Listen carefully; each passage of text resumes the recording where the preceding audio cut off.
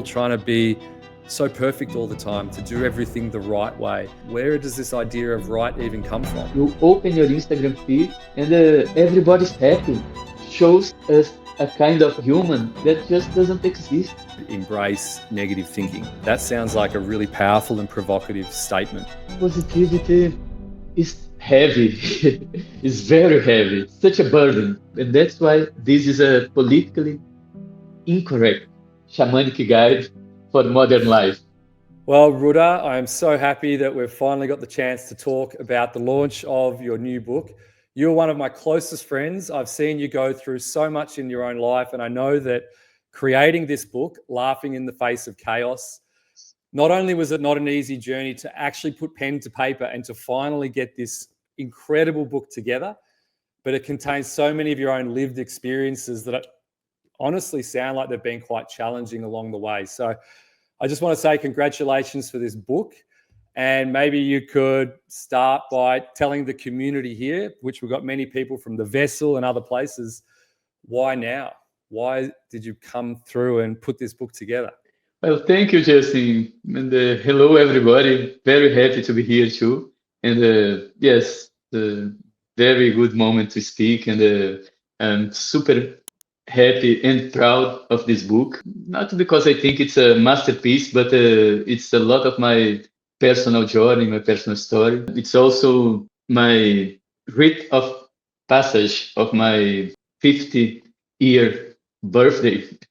So there is this, I think this is a very meaningful moment, like half century, and decided to take a moment to stop and remember what I've passed through my personal and spiritual journey through life, and put together what I have experienced and learned. So, Left in the Face of Chaos is both. It's a book that I wrote to the world, but also I wrote it to myself. It was my way to uh, pack my personal journey and do something productive with that.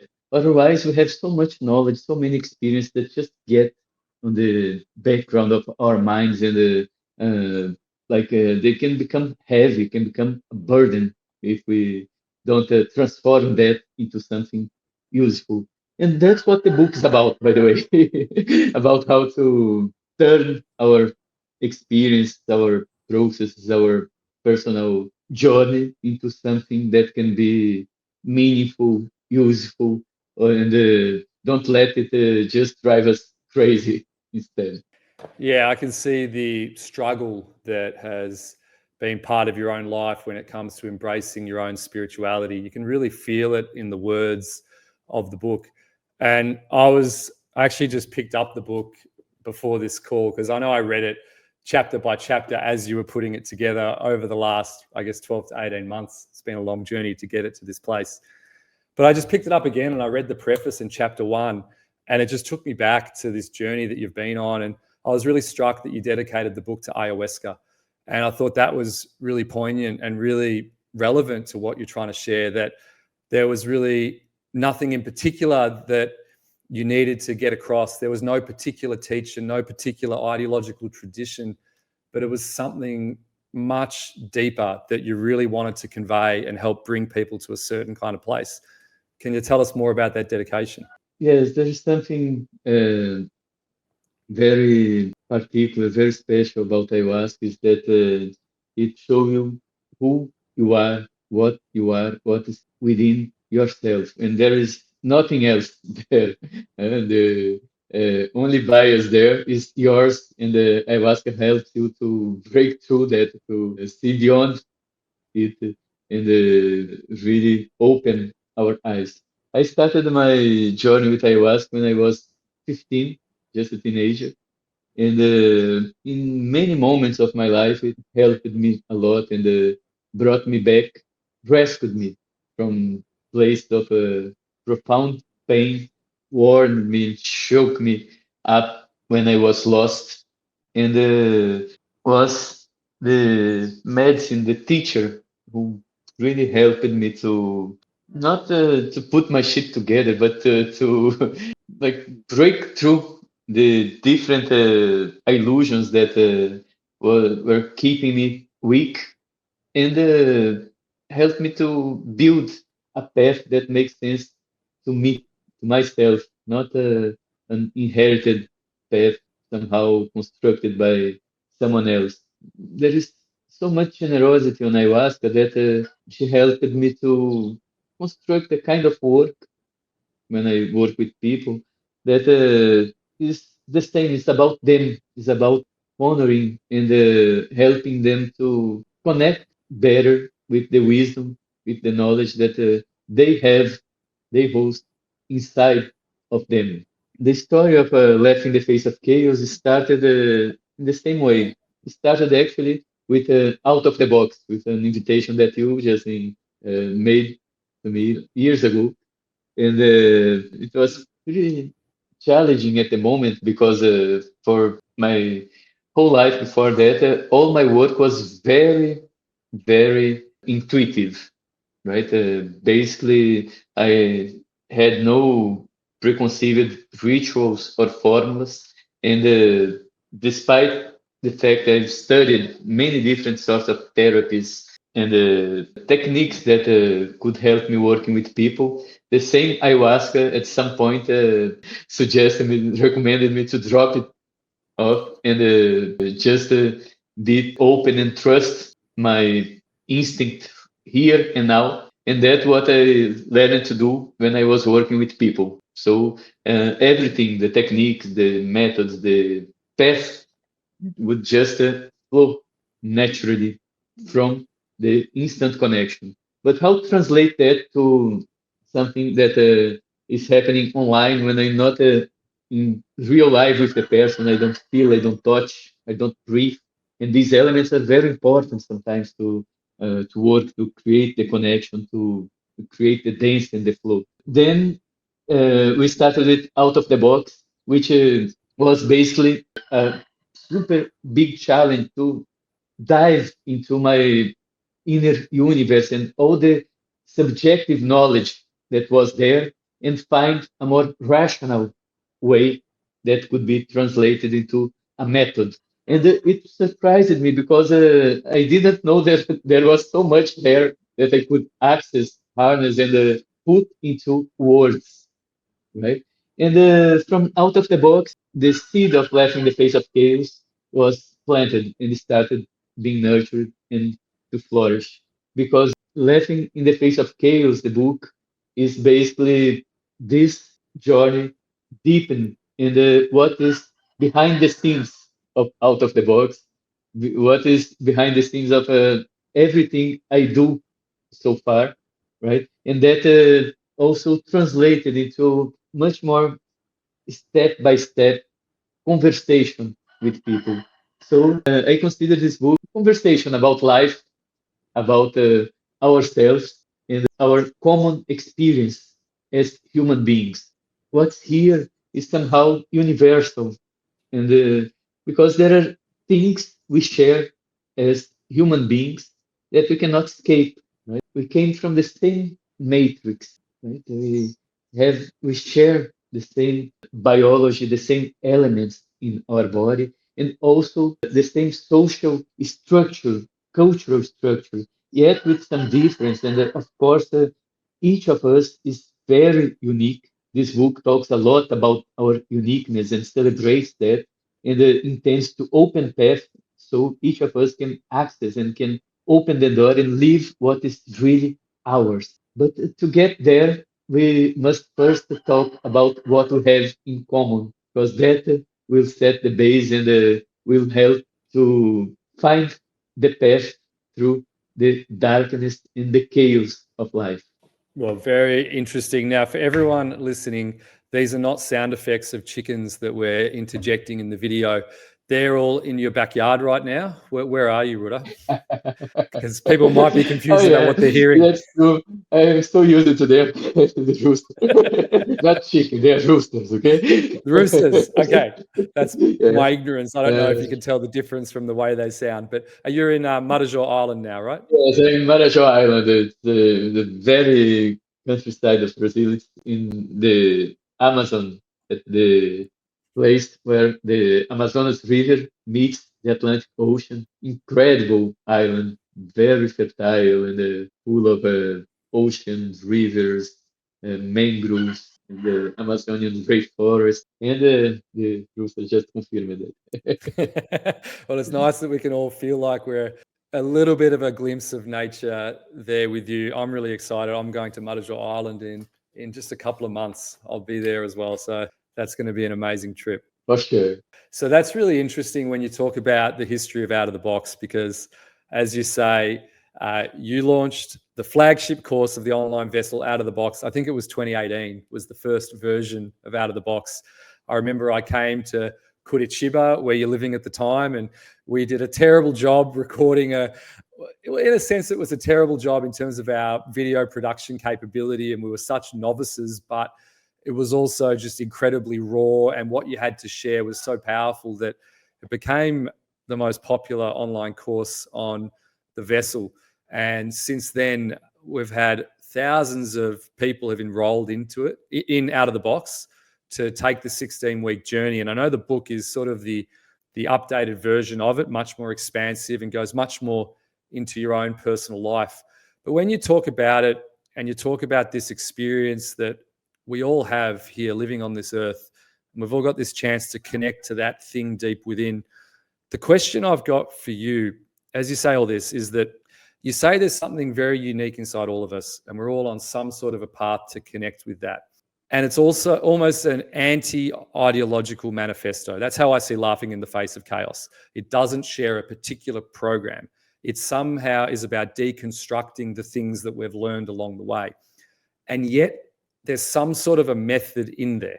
You mentioned the word method and learning from ayahuasca in terms of your own relationship with yourself there. So can you tell us about this thing that I would see as a dichotomy, being an anti-manifesto, an anti-ideological treatise, and yet there's some sort of method buried within here? Yes, there is structure in everything in life, right? Starting by the atoms that compose our body and matter and everything. Some structures can help us build things, right? And if we go to the world around us, we can think of all the structures that we as humans have created since the moment when we were cavemen. We were taking our first steps as Homo sapiens to the very complex society where we live nowadays. It was a long path, and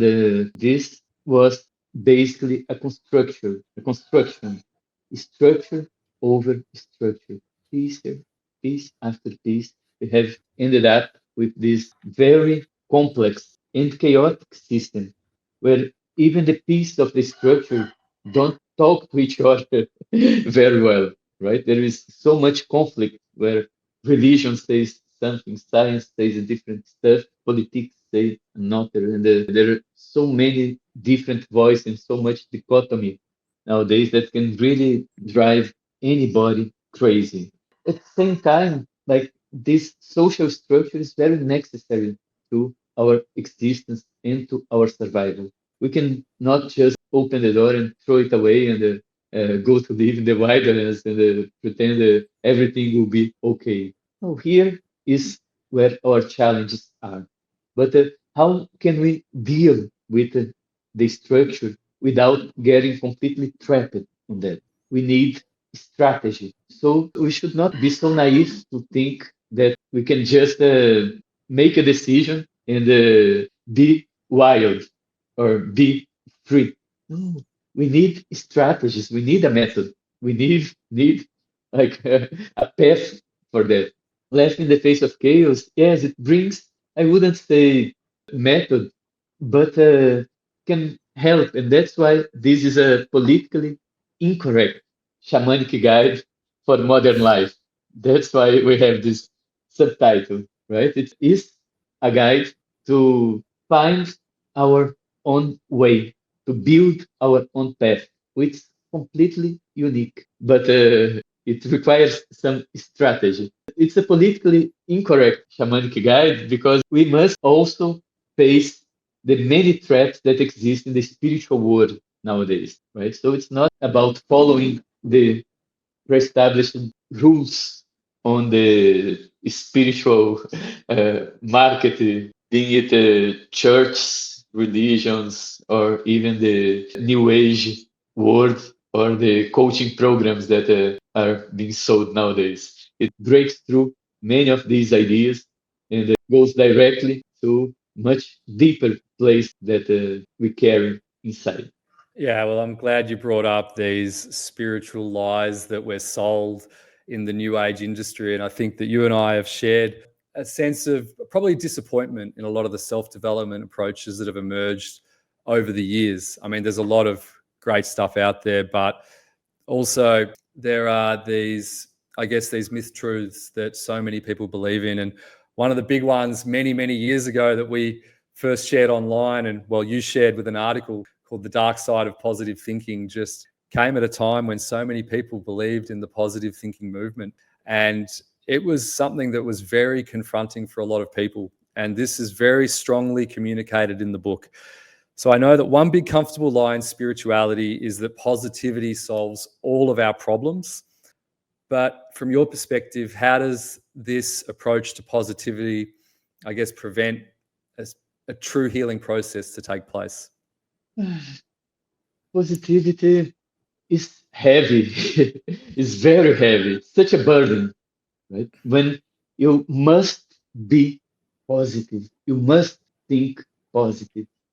Think and you will manifest the life you want.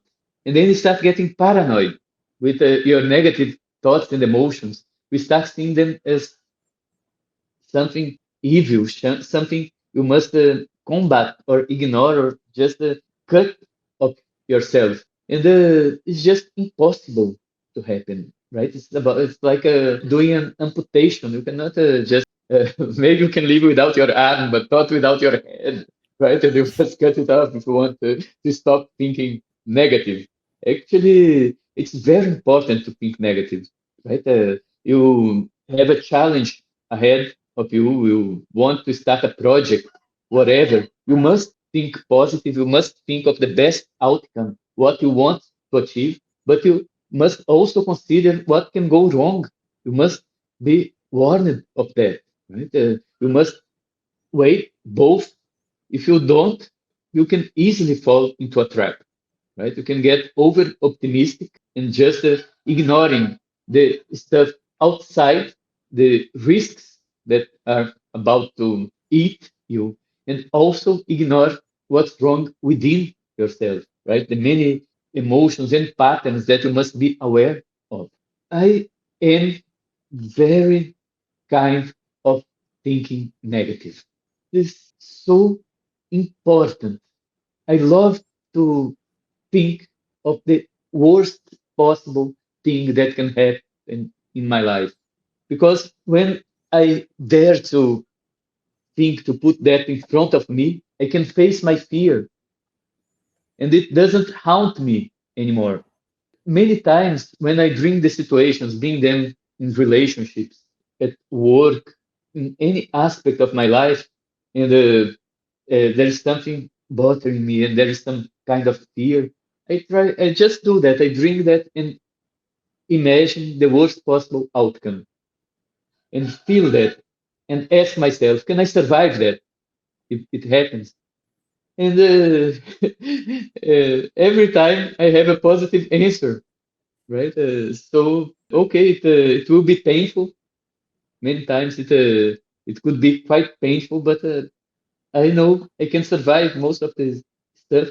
So the fear is still there, but it doesn't stop me or annihilate my personal power. There is finally maybe the worst problem with the positive thinking, in my opinion, is the fact that you get so exhausted of thinking positive that when your force and all the energy that you have repressed, all the emotions, all the thoughts that would be natural if you just let them be and deal with them on your daily life. Don't treat them as shadow, as something evil, but they are then so repressed, so contained, that when you are exhausted, they just come out at once. And this can be an avalanche that can leave people quite depressed and destroyed. So I understand it because I've been embracing a lot of what you've been sharing for over a decade now. And that's one of the reasons I'm so excited that you have put together this book, because now the teachings are much more accessible. It's something really, really powerful for me to have by my side. But I know that a lot of people listening to this will feel a little confronted by the idea that one could embrace negative thinking. That sounds like a really powerful and provocative statement. I think that a lot of people would be scared about the negativity overwhelming them, that they're going to be lost in all of the things that can go wrong, going to be trapped in that sort of place. And we're speaking to a lot of people from the vessel community, people all around the world that are embracing a new approach to spirituality that would feel really confronted by that idea. Can you just talk a little bit more about it? Like, is this about just only embracing the negative and just being mired in the darkness of everything? The book Left in the Face of Chaos is about embracing the wholeness of who we are without so many judgments and layers. Some things are not negative. We just have labeled them as. Uh, Take our emotions, for instance. Like, can you really tell that fear is negative, anger is negative, frustration, sadness? They are just part of who we are. They're so sacred, so part of being human. That's how we have been created, how we exist. The fundamental piece of ourselves. Imagine a life without fear, when fear can warn us and prevent us from making so many mistakes. Also, fear brings that kind of excitement, that roller coaster feeling when you're facing something pretty amazing and exciting, right? There is so much power when your adrenaline is on and you face it and you jump into the unknown. So fear is also related to excitement and to self-protection. The same with anger. That's incredible that how so many religions like repressing anger is not something new, right? It's not a hippie concept of peace and love. It comes from much earlier. We have basically every religion talking about love, labeling anger as a sin, a deadly sin.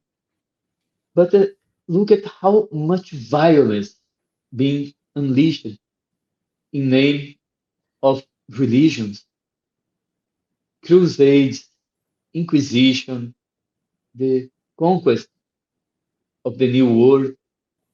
It was terrible. So what happens there is just a hypocrisy, right? People talk about love and about God, but it's boiling there. When you look at your anger and you take ownership of it, then this is the first step for not being manipulated by any religion or political party.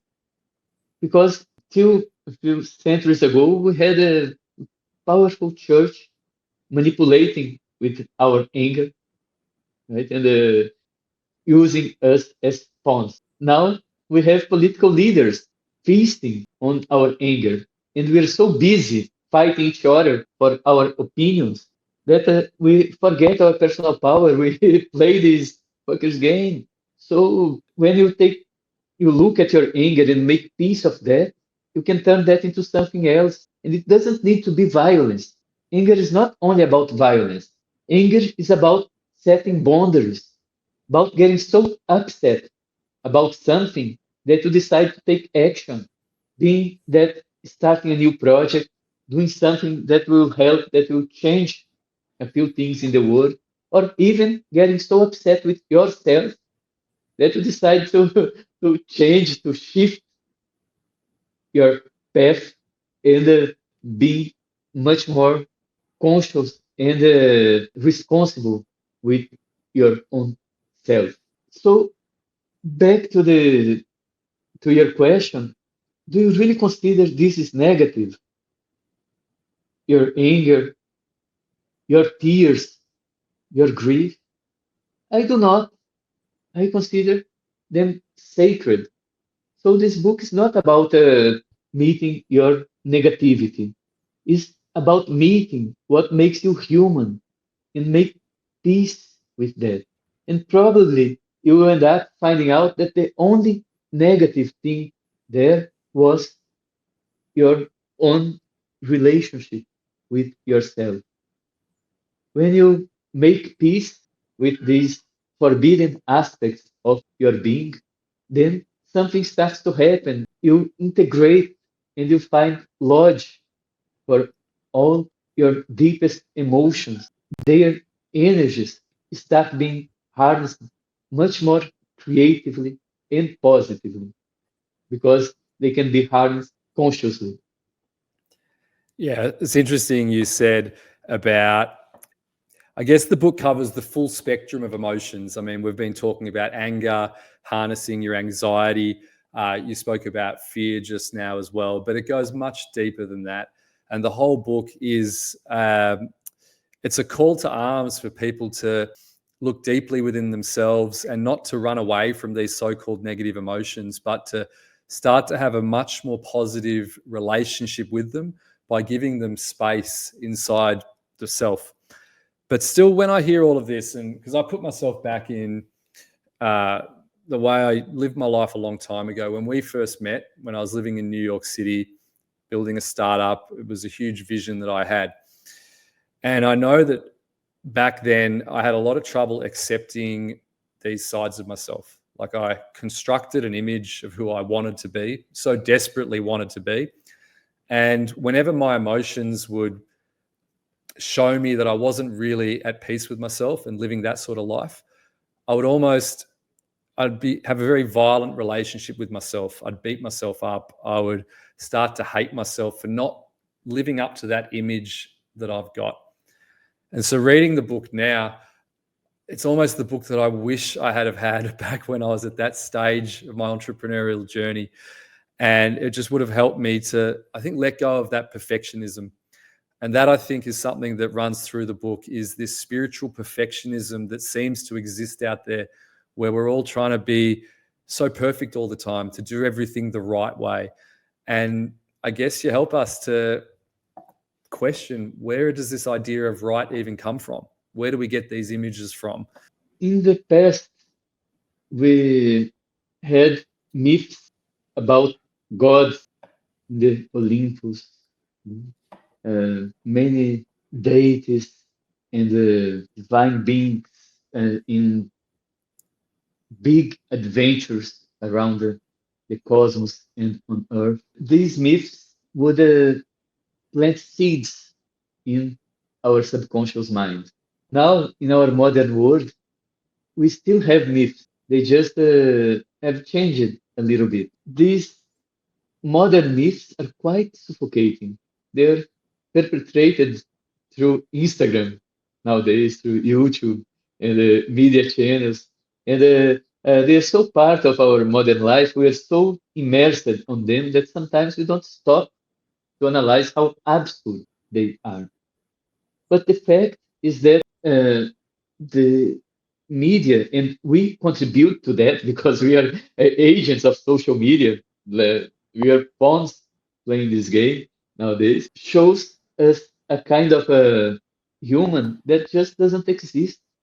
You open your Instagram feed, and everybody's happy, smiling, doing amazing things, traveling around the world, just showing the best shots of their lives, and when they are not living that, they just fake it. And they just find the right angle we start looking at that and walking in this world of facades around us. And what we see, if we don't look deep, can start programming an idea on our mind. Like we start believing this myth of a person that is successful, prosperous, full of money, very fit, in very good shape, talented, and smart, talkative, and popular. Like if you start thinking about that, almost impossible to do all of these things. Like just to make your money, you must work pretty hard and sacrifice a lot of your social life or even of your body, right? And in life, you must make options and you must deal with the possibilities you have in front of you. But we are sold not only this personal image, but also a kind of life that we're supposed to live with a very nice house, a mansion, a house with a view to the beach, perfect American family. There's so many other ways to live, and happiness is not about that actually, but to keep believing that there is this mirage in the horizon, and once you become that person and you achieve those things in your life, everything will change and you stop being anxious, you stop feeling sad, you stop feeling empty. But that's a lie. The more you pursue that, the emptier you will feel.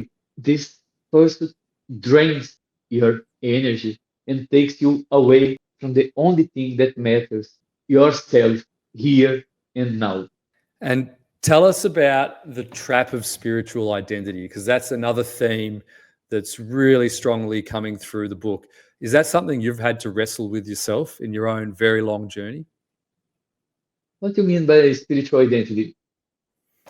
The trap of spiritual identity. So I think a lot of people who are in the spiritual world end up getting labels from various sources and start to identify with those labels.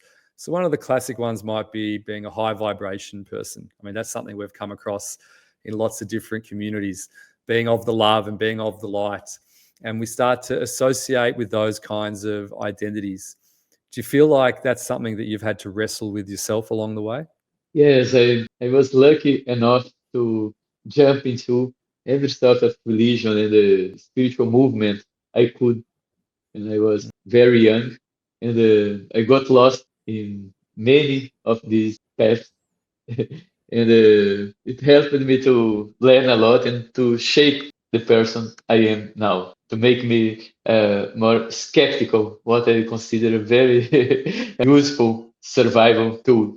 And the journey to break through a spiritual identity was very, very important in my life. The most important was the moment in my life when my illusion, even about my spiritual path and my work and my place in the world as a shaman, as a spiritual leader, broke down. It was so liberating, so good, because there was a moment in my life when I started feeling so empty and frustrated. I was surrounded by people who were like, they didn't see my true being, my true self. They were looking at me and seeing like the shaman. The same people who created this relationship with me also like try to put me into a cage of perfection and get quite angry when I did not perform what they expected to keep their ideas and the illusions in place. So I ended up waking up in this frustrating and asphyxiating place and asking myself, what the hell am I doing? Developing a spiritual path and dedicating my whole life, my whole journey to embrace and develop something that brings me closer to people. I want to know, I want to be right really together in deep connection with the ones around me and not put myself into any particular place where I can feel safe from true relationship. Then I started a journey to deconstruct myself, to find more natural, dynamic, and completely spontaneous way to exist in the world and to deliver, to share what I have to share, what I know is special, but doesn't make me or better than anybody else because each of us have something very powerful and unique to share with the world, right? Yeah, so it's interesting you talk about your experience when a lot of people around you saw you as Rudá the shaman. And then when you, as the imperfect person you are, I mean, we're all human, fell short of those expectations, it must have been a struggle for you. But I guess there's a realization there that there are a lot of expectations all around us that are imposed on us by others. And I know that's a big part of the book as well. In terms of our relationship with our parents, is just such a simple one that we've all gone through, but it just extends into so many other parts of society. I mean, we often self-identify in the roles we play, maybe in the job we've got. It could be as trying to be the loving husband, the loving father to the perfect family. I mean, the application of what you're sharing here isn't just about the spiritual world. It just cuts across to all of the different aspects of what it means to be human. And that's something that really struck me about the book. It's a very universalist book, I would say. Yes, yes. It starts with these elements that make us human. Yeah. What are the common elements we share, right? Let's talk about that and let's demystify them, look them by what they are. And also, what are the social elements we share, right? How have our culture, our environment shaped our minds? And the book is about these two elements, which create chaos inside of us because we have nature that is wild, unpredictable. We came from apes. We have primal emotions and instincts within, which are amazing, right? There's so much energy and spontaneity. There's so much power and in, there's so much freedom in our core. And at the same time, we are in relationship with a world that's not only the natural world anymore. It's a world fabricated through many, many generations, fabricated by humans. And here we are with this wild nature, and then with a second nature, which we have been fabricating since our first interaction with the social world to learn how to survive there and how to exist in this world of nations, of political parties, of families and plans and structures and corporations with all the technologies and the traditions that exist out there. So these two beings we carry inside, they are in conflict and struggle all the time. And of course, it creates huge anxiety. There are dilemmas that we cannot even solve. You will never be able to satisfy your social being fully. For example, you can try to be the best person in the world for everybody, and the world will say it won't be enough. And at the same time, like it doesn't matter how much you howl to the moon, naked at the deepest desert in the horizon, you won't feel free enough because there is a social structure you are born to. So we must learn to live with certain elements and certain struggles within, and with this chaos of life with so many elements calling us, elements from within and from without, some that were born with us, some that we have absorbed or crafted along our path. And the only way I know to deal with this struggle and with this chaos is by laughing and by embracing our imperfection, understanding that our life will never be perfect, that we're not supposed to be perfect, that we are something else, right? We are a laboratory of life. Life is trying, is exercising itself with own creativity through us, right? We are here to improve the planetary genome somehow in the best new version of DNA to the next generation to come, and that is about being part of a longer life history. And this tiny particle of life we carry, this so transitory, so short period when we exist here in this world, in this life, must be lived fully. In order to do that, we must learn to laugh, to embrace our imperfections, the imperfection in our life, just be present in the moment we have now. Because if we wait till we reach that mythological place in order to start living, we are fucking because that moment won't arrive. I'm glad that you spoke about the chaos, all of the elements that are part of the chaos that we live in, and what we all need to do in the face of that chaos, which is to laugh in the face of chaos. Rudá, this is a wonderful book. I am so proud of you for being able to put this together. I know it's just been such an incredible journey for you. It's an amazing book. For anyone watching this from the Vessel community, from YouTube, wherever you may be, there's a link in the description below. Go and check out the book. Leave a review on Amazon. You can check out some of the reviews already there. It's a very well-regarded book already. And I think it can be a really life-changing book for a lot of the inquisitive people out there that want to go beneath a lot of the different narratives in the spiritual world, the self-development world, and want to get to a much deeper place. So, Rudá, is there anything else you want to share while we're here on this call?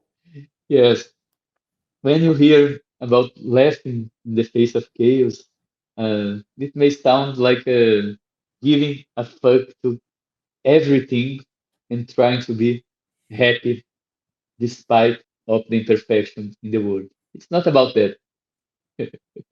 uh, Laughing in the face of chaos is basically a method, maybe, to survive certain struggles and save our sanity, our lucidity. So instead of getting caught in the madness of the world, we can set up a course, a path, a direction in our life that really makes sense. We can connect with something deep inside, and in that place we can find belonging, which is something that we uh, all look for in a certain way. Being that in relationships, in religions, in communities, somehow we need belonging. But first, we must belong to ourselves, and we must find this place where life is pulsing, is vibrating. We must meet this place of power within. And from that place, we can start living and building a life of purpose, which by purpose, I'm not talking about any grandiose mission. You don't need to save the world to be the top one on any area of your life, but I'm talking about purpose in terms of finding out what are the elements you are made of, what are the best talents, the best gifts, and what's the best contribution you really being yourself can bring to life. That's when you can start exercising your creativity and putting together all the elements you have within for in the name of something that you really believe, that you know because it is there inside of you. So this is the journey, this is the book, and this is the invitation for all our community. I'm looking forward to meet you there, and let's laugh together. Thank you, Rudá. Thank you too, Justin. It was such a a nice talk, a nice conversation. Very good to see you. And yes, a big hug for all our community. Absolutely.